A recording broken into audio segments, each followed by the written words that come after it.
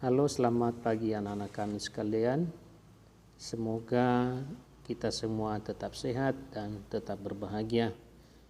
Nah, pagi ini anak-anak kita melanjutkan pembelajaran kita, yaitu tema 8, subtema 3 pembelajaran kelima di halaman 112,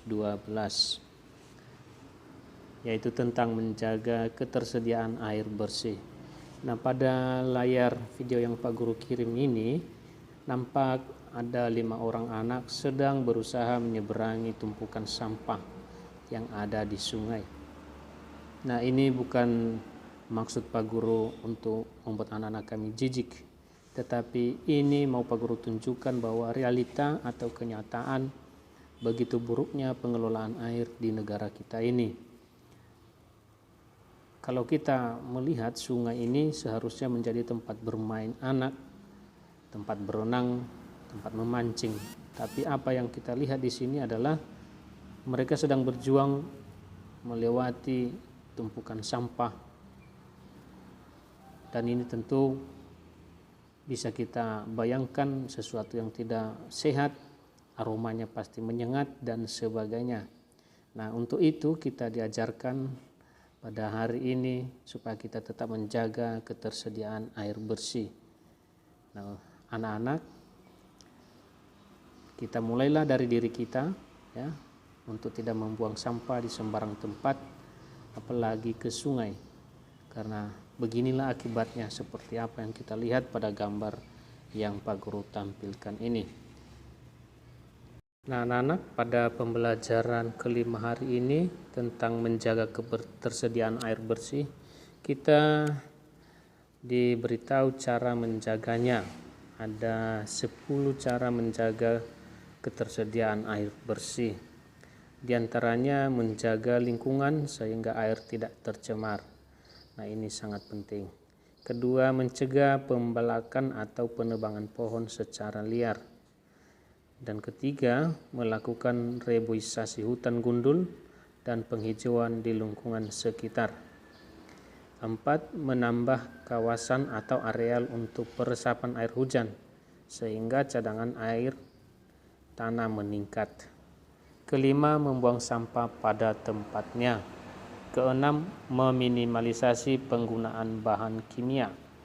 Ketujuh, membuang bahan kimia dengan benar agar tidak mencemari sumber air. Kedelapan, tidak mengambil air sumur secara berlebihan. Kesembilan, membatasi penggunaan air tanah untuk kebutuhan industri. Kesepuluh, mengadakan penyuluhan tentang pentingnya usaha pelestarian lingkungan untuk menjaga ketersediaan air bersih. Nah, inilah yang diharapkan setelah kita mempelajari materi ini hari ini, dan nanti akan lebih dijelaskan lagi di dalam video yang Pak Guru kirim berikut ini. Untuk bahasa Indonesia, kita diajarkan kembali tentang informasi penting dalam bacaan. Nah, seperti pada pertemuan yang lalu-lalu, kita diminta untuk menuliskan informasi penting dalam bacaannya. Langkah-langkahnya sudah Pak Guru kirimkan melalui video dan juga sudah Pak Guru terangkan baik secara daring maupun tatap muka. Maka bisa anak-anak kami mencoba mengerjakan nanti kegiatan 3 tentang ayo hemat air. Nah, kita nanti di situ ditugaskan untuk mencatat informasi penting pada bacaan.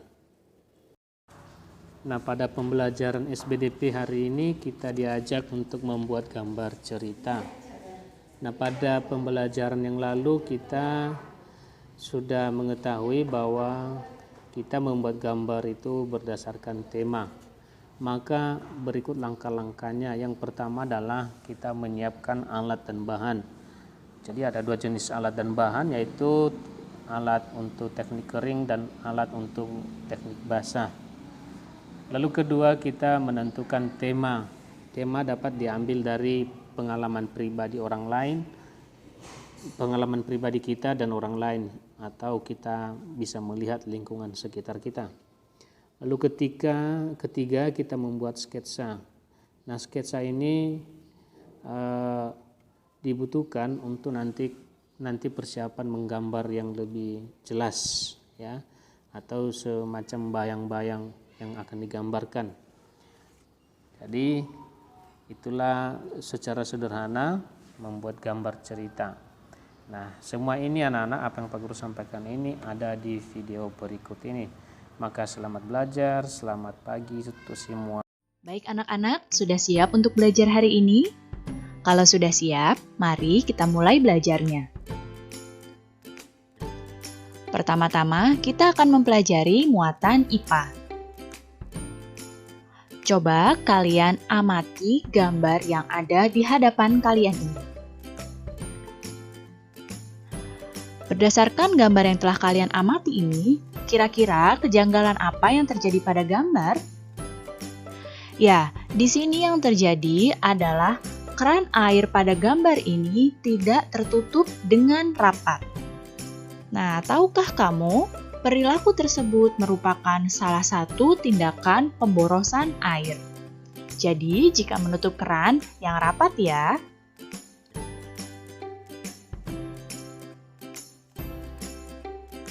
Krisis air bersih dapat terjadi karena perilaku boros air. Apa saja ya perilaku boros air tersebut? Berikut ini adalah beberapa perilaku boros air yang mungkin tidak kita sadari. Yang pertama adalah lupa menutup keran air. Keran air yang mengalir terus-menerus tentu saja akan membuang-buang air. Kemudian, membiarkan keran air mengalir walaupun bak mandi atau ember sudah penuh. Perilaku berikutnya adalah mandi dan mencuci dengan air yang berlebihan. Berikutnya, air bersih digunakan secara berlebihan untuk menyiram tanaman. Jadi, ini adalah beberapa perilaku boros air yang mungkin tidak kalian sadari. Nah, mulai sekarang kalian menghemat air dalam kehidupan sehari-hari ya.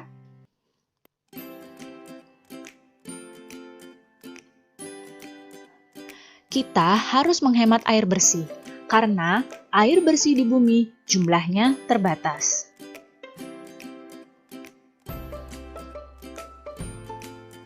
Berikut ini adalah tindakan penghematan air yang dapat kalian lakukan.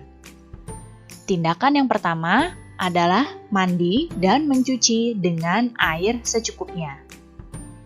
Tindakan berikutnya adalah menggunakan air bekas mencuci beras atau bekas mencuci sayuran untuk menyiram tanaman. Tindakan berikutnya yang menghemat air adalah menghemat air ketika mencuci kendaraan. Berikutnya, matikan keran saat menggosok gigi atau mencuci tangan.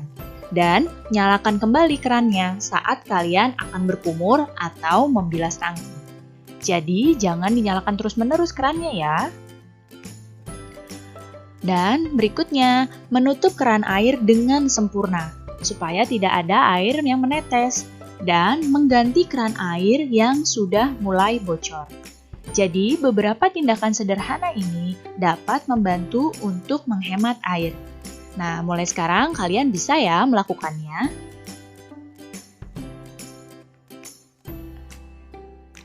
Ayo kita menghemat air mulai sekarang, demi ketersediaan air bersih di masa depan nanti.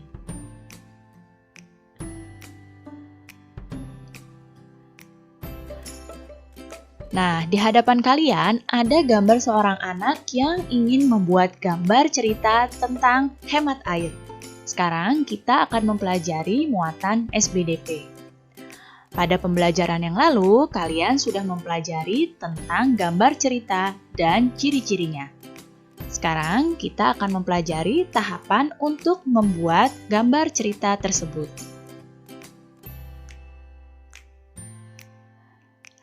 Jadi, sebelum membuat gambar cerita, ada beberapa langkah yang harus kamu perhatikan. Apa saja langkah-langkah tersebut? Mari disimak.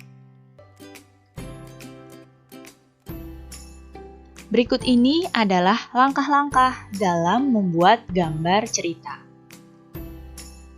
Langkah yang pertama, kalian siapkan alat dan bahan terlebih dahulu untuk menggambar. Jadi, sebelum menggambar, kalian tentukan dulu ya teknik apa yang akan kalian gunakan. Apakah kalian akan menggunakan dengan teknik basah atau dengan teknik kering? Nah, jika kalian sudah menentukan tekniknya, selanjutnya kalian siapkan alat dan bahan sesuai dengan teknik yang akan kalian gunakan. Berikutnya, tentukanlah tema. Pemilihan tema akan menentukan gambar yang akan kalian buat. Kalau kalian belum menentukan tema, kalian pasti akan bingung akan membuat gambar tentang apa. Langkah yang ketiga, pembuatan sketsa. Ketika membuat sketsa ini, sebaiknya kalian buatlah lebih dari satu, agar kalian dapat memilih sketsa yang terbaik untuk nanti kalian sempurnakan dan kalian warnai. Dan langkah yang keempat adalah penyelesaian gambar. Pada penyelesaian gambar ini, kalian sempurnakan gambar dengan menghapus garis-garis yang tidak perlu dan menambah garis atau coretan yang kalian rasa perlu untuk gambarmu. Nah, jika sudah mantap, kalian warnai gambar tersebut dengan rapi dan jadilah sebuah gambar cerita. Sekarang kalian bisa membuat sendiri ya gambar cerita.